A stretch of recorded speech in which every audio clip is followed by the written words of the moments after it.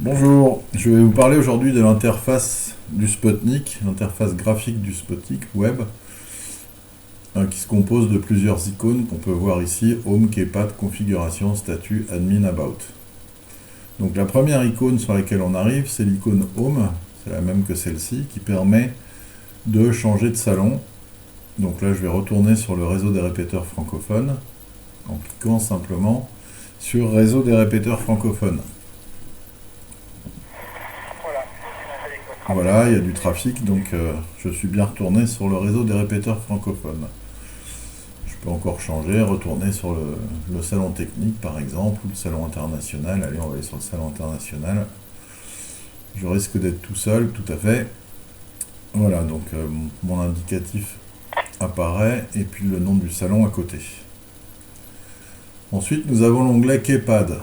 Cet onglet permet de passer des commandes DTMF sans les saisir sur le Pocket. Donc par exemple, je veux connaître l'adresse IP de mon système. Je vais remonter un peu le son de la radio. Je clique sur ici annonce. 12-168-8-3.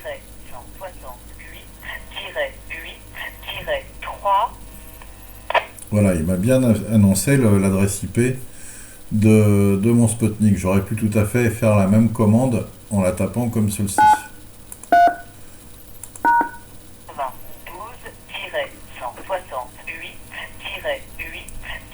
12-168-8-3. Voilà, c'est exactement les mêmes commandes que celles que vous pouvez passer en DTMF. Donc par exemple, je veux passer en mode perroquet. Je tape 95 ici. Mention répéteur perroquet. Voilà, mon système est bien passé en mode perroquet. Bon, je vais retourner sur le salon international parce qu'il n'y a pas trop de monde et ça permettra... Ah, je vais vous montrer aussi autre chose. La météo. Donc on peut cliquer par exemple sur la météo, donc étoile 51 dièse pour la voir, ou la taper au clavier. Cette fois-ci, je vais la taper au clavier. Étoile 51 dièse. Foxtrot, Romeo, Oscar, aéroport. Heure de rapport météo 1500. Donc voilà, le système m'annonce la météo de l'aéroport de Lannion, qui est l'aéroport qui est configuré. Justement, on va aller dans l'onglet configuration pour voir ce qu'on peut faire à partir d'ici. Ici, donc, c'est la configuration principale du système Spotnik. Donc certains éléments sont à renseigner, comme l'indicatif, le numéro du département, le type de ligne, si c'est un link ou un relais, donc link ou relais, la bande de fréquence qui est utilisée. H, c'est pour tous les hotspots, donc qui ont un module radio intégré, que ce soit en VHF ou en UHF. Et sinon, on a le choix 6 mètres, 10 mètres, VHF, UHF, T comme transpondeur, S, bon, et R, c'est pas spécialement défini pour l'instant, mais ça permet d'avoir certaines lettres et puis de pouvoir configurer tout ça. Le langage que le système utilise, donc là on est en France, j'utilise le français, je peux utiliser l'anglais. Le menu, lui, est en anglais, mais les annonces vocales peuvent être configurées en anglais, pratique notamment pour un accès en 10 mètres. Ici, nous avons la méthode de détection de squelch. Donc, il y a plusieurs méthodes qui sont possibles. Celles qui sont testées et validées et qui fonctionnent bien, c'est GPIO et CTCSS. Vox et Siglev nécessitent une configuration beaucoup plus poussée et c'est pas toujours très heureux comme résultat. Voilà, donc sur un Spotnik Delta, c'est GPIO. Sur un link VHF, UHF 10 mètres, selon le type de transceiver qui est branché, ça peut être CTCSS ou GPIO. Ici, nous avons la partie APRS, donc location. Donc en fait, quand on clique sur Get Automatic Location, on récupère la latitude et la longitude depuis la box. Et pour les utiliser, il suffit de cocher Enable. Et donc à partir de là, on est visible sur aprs.fi. La configuration des callings, donc on rentre principalement le mot de passe, le reste est tout préconfiguré d'origine. Le proxy, bon, ça c'est dans le cas où on ne peut pas rediriger les ports sur la box pour pouvoir utiliser Echolink. Ça, je ferai un tuto là-dessus parce que c'est pas très très simple.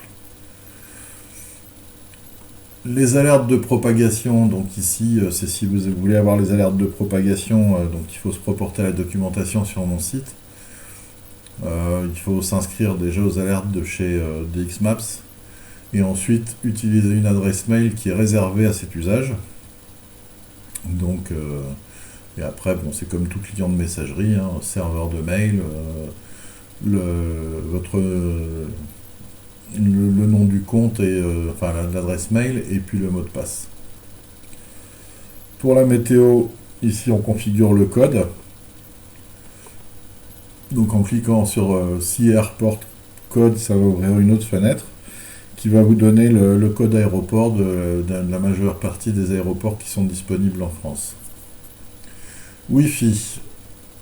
Donc cette partie-ci, ici on rentre le SSID de la box, donc son nom en fait, hein, son nom Wi-Fi, et la clé associée. Donc chez moi c'est relativement simple, hein, c'est box et 9x0 et 1. Ensuite ici on configure le module radio du Delta, donc c'est uniquement sur les Sputnik Delta avec un SA818. Donc on définit la fréquence d'émission, la fréquence de réception, le niveau de squelch, bon 2 c'est bien.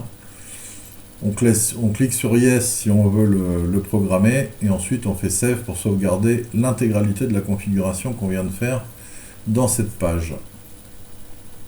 Ensuite nous avons l'onglet Statut, qui va nous donner le temps de fonctionnement de la machine, la mémoire utilisée, ses adresses IP. Ici il y en a deux parce que j'ai un système Amnet sur mon Sputnik, donc j'ai aussi une adresse IP en 44.168. Bon, l'heure, la version du Sputnik, la version de l'interface graphique et la température du système. L'onglet Admin permet de redémarrer SVXLink sur le salon sur lequel il est, en cas d'éventuel plantage. Bon, c'est rare que j'utilise ce bouton-là, mais enfin ça peut arriver. Reboot, c'est pour rebooter l'intégralité du Sputnik, et Power Off, c'est pour l'arrêter proprement. Ça correspond aussi à la commande 1001 en DTMF pour ceux qui utilisent un Sputnik. L'onglet About, eh bien c'est les crédits, donc c'est tous les gens qui ont participé au projet, et le crédit notamment pour svxlink.org, puisque Sputnik est basé sur ce morceau de logiciel. Voilà, vous en savez un peu plus sur l'interface graphique du Sputnik. Je vous remercie de m'avoir suivi et je vous souhaite une bonne journée. 73 à tous, F5 NLG.